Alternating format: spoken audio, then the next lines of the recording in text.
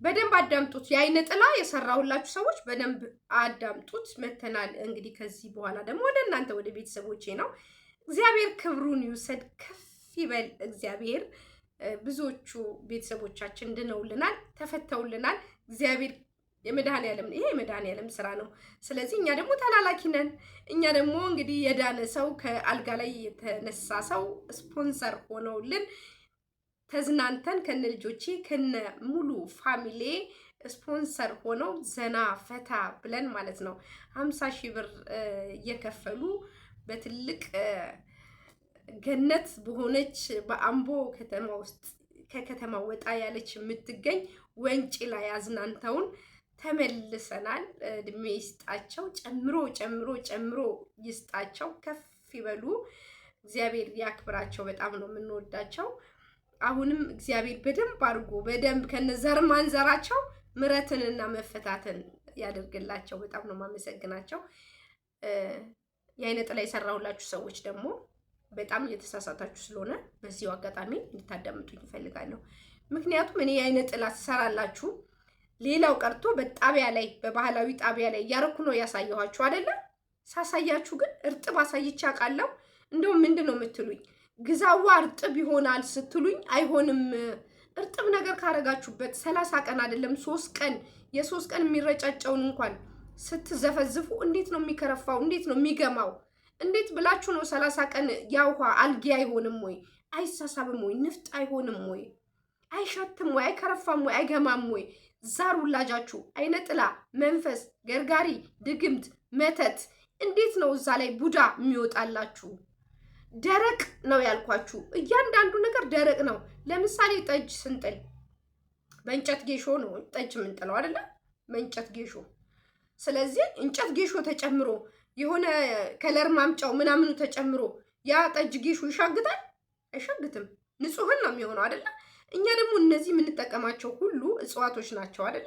ከዛም ያለፈ ሽታ አላቸው። ደሳስ የሚል ሽታ ስንዘፈዝፈው አይታችሁ ከሆነ ይሄ ሁሉ ቅድም የጠራሁላችሁ መንፈስ ሁሉ እንዴት ነው የማይገማው? ህይወታችሁን አበላሽቷል። ላይፋችሁን ዘጋግቶታል። እድላችሁን ጠርቅሞታል። ትከሻችሁን በሽተኛ አርጎታል። አይናችሁን በሽተኛ አርጎታል። ካንሰር ታማሚ ናችሁ።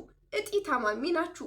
ቁርጠት፣ ጨጓራ፣ ቤተሰብ ሁሉ የሆድ በሽታ፣ ራስ ምታት፣ ማይግሪን፣ የእግር ህመም፣ ጠቅላላ የበሽታ አይነት ምኑን ጠርቼ ምኑን ልትወ ስኳር፣ ነርቭ፣ ጉበት የሌለብን በሽታ የለም።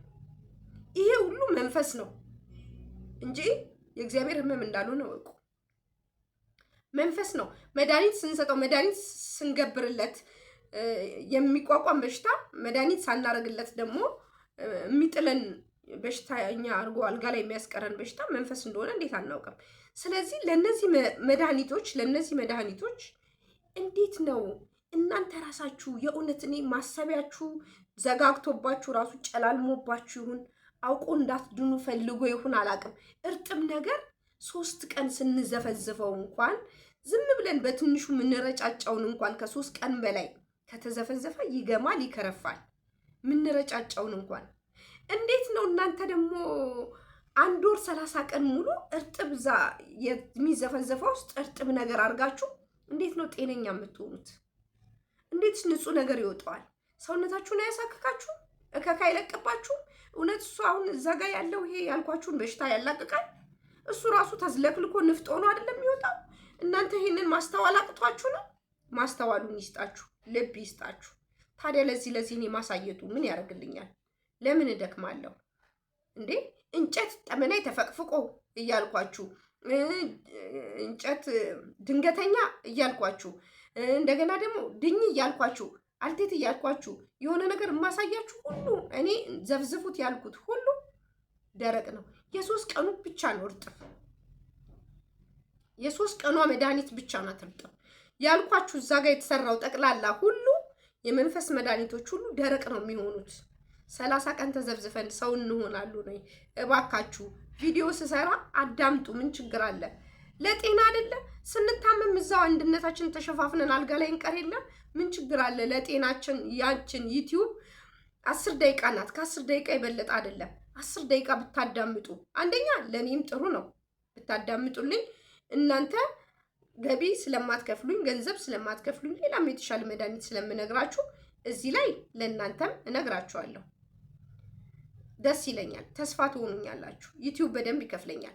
እናንተ ግን እዛ ላይ ሰብስክራይብ ማታረጉኝ ከሆነ ዋቻውሩን ማታጫውቱት ከሆነ ውጭ ያላችሁ ደግሞ በቪአይፒ በቪፒኤን ማታዩት ከሆነ ምኑን ተጠቀምኩኝ? ይሄ ክፋት ካልሆነ ቪፒኤን ከፍታችሁ ብታዩት ምንም ችግር የለውም። ውጭ በተለይ የምትኖሩ ሰዎች በቪፒኤን ብትመለከቱ። ምክንያቱም እኔ ይሄን ያህል ሰውን የሚያህል ነገር መድኃኒት እየሰራሁላችሁ እናንተ ደግሞ ብታዩት ብትመለከቱት ምንም ቅን ለመሆን ካልሆነ ቅን ለመሆን በጣም ቀላል ነው። እንደኔ ቅን መሆን ነው። ስለዚህ ምንም አይነት መድኃኒት እርጥብ ነገር ላይ እንዳትጠቀሙ። ቀበርቾ አሁን አብዛኛውን ቀበርቾ ነው የምትጠቀሙት። ግዛዋና ቀበርቾ የምትጠቀሙ ሰዎች አላችሁ። ሲጀምር ግዛዋና ቀበርቾ አይሆንም እርጥብ። ግዛዋና ቀበርቾ አይደለም አንዲት ነገር እዛ ላይ እርጥብ አይገባበትም። አንዲት ነገር ውሃው እርጥብም ቢሆን ውሃም ቢሆን የሚገባበት ደረቅ ነው። ውሃው ይበላሻል። እስቲ የእንስራ ባሊያችሁ ውስጥ የእንስራ ወይ ባሊ ውስጥ ዝም ብሎ መዘብዘፊያ ነገር ውስጥ ግራው አድርጉና ዝም ብላችሁ ውሃ አድርጋችሁ ክደኑት። እስቲ በስብሶ እንዴት እንደሚገማ በሳምንቱ ታዩታላችሁ። በስብሶ እንዴት እንደሚገማ ለፍታችሁ እንድናለን ብላችሁ ገዝታችሁ ገበያ ድረስ ተንከራታችሁ አግኝታችሁ ገንዘባችሁን አውጥታችሁ ጊዜያችሁን ሉዝ አድርጋችሁ ሰዓታችሁን አቃጥላችሁ ደክማችሁ እንዴት ትደፉታላችሁ? እንዴት ደግሞ እኔ በጣም ያናደደኝ እንዴት ማለት ማስተዋሉን ይስጣችሁ። እንዴት ደረቅ ነገር በስብሶ ይሸታል አትሉም? እኔ ሁልጊዜ የምለው እንግዲህ ደረቅ እንዳልኳችሁ ነው። ደረቅ እርጥብ እንዳትጠቀሙ የማለለው ትጠቀማላችሁ ብዬ እንዴት አስባለሁ? ሲጀመር የ3 ቀን የ2 ቀን ነው የሚሸተው አይደለም። እኔ እምልክላችሁ ሰዎች አይታችሁ ከሆነ እንደሱ ነገር ልክ አላውቅም። ደረቅ ነው የሚላከው አይደል? ሁሉ ነገር ደረቅ ነው። ምናልባት እንኳን አሁን ክረምት ሲመጣ ኩይሳ አፈር የምትጠቀሙ ከሆነ ኩይሳ አፈር እርጥብም ቢሆን ችግር የለውም። ኩይሳ አፈር ጭቃ አብኩታችሁት ምንድን ነው የሚሆነው? ይሸታል፣ ይሻግታል፣ ይበሰብሳል፣ ይተላል። ጭቃ አይተላም፣ ይደርቃል እንጂ። ስለዚህ ውሃ ውስጥም ብንከተው ጭቃው እዛው ይቦካል እንጂ ምንም አይሆንም። ጭቃው እዛው ተኝቶ ከስሩ ይቀራል፣ ኩይሳ አፈሩ ማለት ነው። ስለዚህ ፋሚሊዎቼ ለፍታችሁ ብዙ ወጪ አውጥታችሁ ጊዜያችሁን ሰዓታችሁን ገላችሁ ስትደፉት በጣም ነው ያዘንኩት። እኔ ትላንትና ማታ ነው የደነገጥኩት። አንድ እህቴ ለሚረጫጨው ሰላሜን አገኘው ህይወቴ ሁሉ ተስተካከለ፣ ግን አሁን ደግሞ ለአንድ ወር ደግሞ እሱን ዘፍዘፍ ያለው ስትለኝ ደነገጥኩ። አንደኛ ያላልኩትን አታርጉ።